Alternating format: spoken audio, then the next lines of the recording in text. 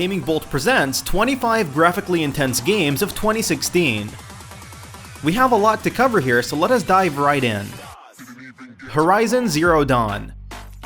Guerrilla Games' open-world action RPG has given us severe Witcher 3 meets Robopocalypse vibes, and there's nothing wrong with that at all.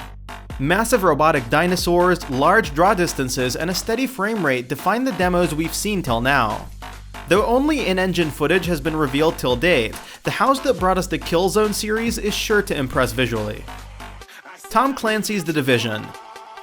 So the downgrade is real, but is Tom Clancy's The Division still a graphically rich experience both on consoles and PC?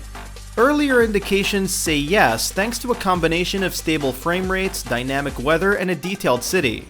The PC version goes even further with its options, post-processing, ambient occlusion, and 60 FPS support. Uncharted 4: A Thief's End. Nathan Drake's swan song has suffered not one, but two major delays thus far. While Uncharted 4: A Thief's End will be running at 1080p resolution and 30 FPS, Naughty Dog hasn't provided any footage to doubt its superb craftsmanship. On the whole, with its excellent texture work and animation, Uncharted 4 could be one of the most graphically impressive PS4 games to date. Mirror's Edge Catalyst. In-engine appears to be the buzzword for a number of games coming out of E3 2015. Mirror's Edge Catalyst is one such title, but hey, DICE did impress us with its work on Star Wars Battlefront. The open world and origin story of Mirror's Edge Catalyst could be another feather in the developer's cap while providing a riveting visual experience overall. Final Fantasy XV. Square Enix's oft-delayed action RPG will finally be seeing the light of day this year. In fact, it's shocking just how real Final Fantasy XV appears to be with each passing month. We've already experienced the early build that was Episode Dusque, but current gameplay footage has showcased better frame rates to go with the faster action. Thus far, the open world hasn't disappointed us with its scale, and while there's still plenty more to see, we're confident that Luminous Studio technology will make this the most visually appealing Final Fantasy yet. The Last Guardian. Speaking of development hell, Sony's The Last Guardian made its long-awaited return at E3 2015. Thankfully, its visual prowess hasn't been dulled with time. Real-time fur animation, impressive lighting effects, and realistic animation have restored our faith in the house that ICO built. Deus Ex: Mankind Divided. Eidos Montreal is taking its next Deus Ex sequel seriously, pushing it from a February release to August. Demo footage has displayed an impressive range of lighting effects to go with the realistic characters and detailed cities. The series as a whole has never really been about the visuals, but Deus Ex: Mankind Divided could be the first game to change that notion. No Man's Sky. The very words No Man's Sky used to mean something when it was first revealed at VGX 2013. And while it still signifies an epic undertaking, one full of billions of planets to explore, beautiful stars to gaze upon, and various galaxies to visit, we can't help but wonder if it's becoming a bit too titanic in its scale. Quantum Break. When Remedy Entertainment goes all in on a single project, it doesn't play around. Quantum Break's dynamic lighting and stable frame rate impressed us greatly at Gamescom 2015. Coupled with the game's third-person action elements, and it's hard to believe that it looked as stable as it did. Star Citizen. Has Cloud Imperium's Star Citizen become way too big? After all, the campaign Squadron 42 is splitting off into its own standalone release, which also doesn't have a delivery date. The epic scale of the universe that the developer is promising, along with the impressive space combat, immersive FPS battles, and zero-G exploration still looks great. Gears of War 4. The Gears will be returning, but it won't be the same tale we're used to. There's an aura of mystery and horror this time around, one that's aided by impressive real-time lighting, weather effects, and alpha effects. Kudos to the Coalition for showing off some early gameplay footage so far in advance, but the time's ripe for even more. Crackdown 3. Reagent's Crackdown 3 achieves an altogether different visual milestone from the other games on this list. While the game may not be photorealistic, it offers an unparalleled level of real-time destruction thanks to the power of cloud computing. Homefront: The Revolution. The mean streets of Philadelphia have become even meaner in Dambuster's Homefront: The Revolution thanks to the Korean People's Army. As the revolution struggles to overthrow the authority, players will explore a city rife with details. The Red Zone is arguably one of the more standout areas due to heavy amounts of rubble and disarray. The Legend of Zelda Wii U. Nintendo is still yet to release new details about the upcoming Zelda Wii U, including the final name. The gameplay footage we've seen till now is all we need to convince us of its amazing fidelity and the open world aspect, promising the largest environments seen in the franchise yet should be all the more enthralling.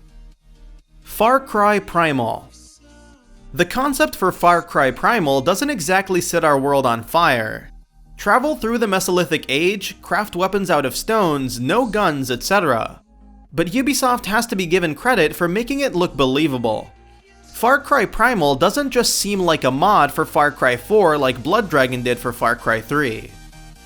MLB 16: The Show. Believe it or not, but MLB 16: The Show has actually been one of the better looking games to grace the PlayStation 4 in recent years. Last year's iteration saw improved facial hair and skin textures, while this year's version promises even better visuals. Ratchet Clank. We weren't sure of Insomniac actually improving the first Ratchet Clank's visuals to this extent, but the upcoming remake looks simply fantastic. No, it's not on the level of the upcoming movie's CG, but it still provides a great way for new players to experience the adventure that started it all. Mass Effect Andromeda. What has two games and a penchant for in-engine footage on both of them? Electronic Arts for one, especially with the reveal of Mass Effect Andromeda. Thus far, we're impressed, especially with how detailed and crisp everything looks. You know BioWare is doing good work with the Frostbite engine when it can make the new Mass Effect look distinct from its predecessors. Kingdom Come: Deliverance. What does it take to be king? Well, in Kingdom Come: Deliverance, it means running around and making a name for yourself. So why not do it in a huge open world with detailed NPCs, real-time weather, and huge expanses of gorgeous forests? What really seals the deal is the addition of castle sieges. There's nothing quite like assaulting a fortress. Ark Survival Evolved. Studio Wildcard's Ark Survival Evolved may be out on PC and Xbox One via Early Access, but it's going to be releasing commercially this June. Thus far, it's had some hiccups, especially the frame rate on Xbox One, but it's come into its own quite well. Unravel. Coldwood Interactive's cute yet affecting indie platformer Unravel was one of the bigger surprises to come out of E3 2015, from Electronic Arts nonetheless. The combination of simply physics-based puzzles, combined with an understated aesthetic, has already got us eager to explore the intricacies of Unravel. Doom. Hail to the king of shooters. ID Software's Doom 4 saw a reboot into the Doom we know today, and we couldn't be more grateful. Unlike the sci-fi horror of the third game, Doom will see the franchise return to the arcade shooting gorefest that defined it throughout the decades.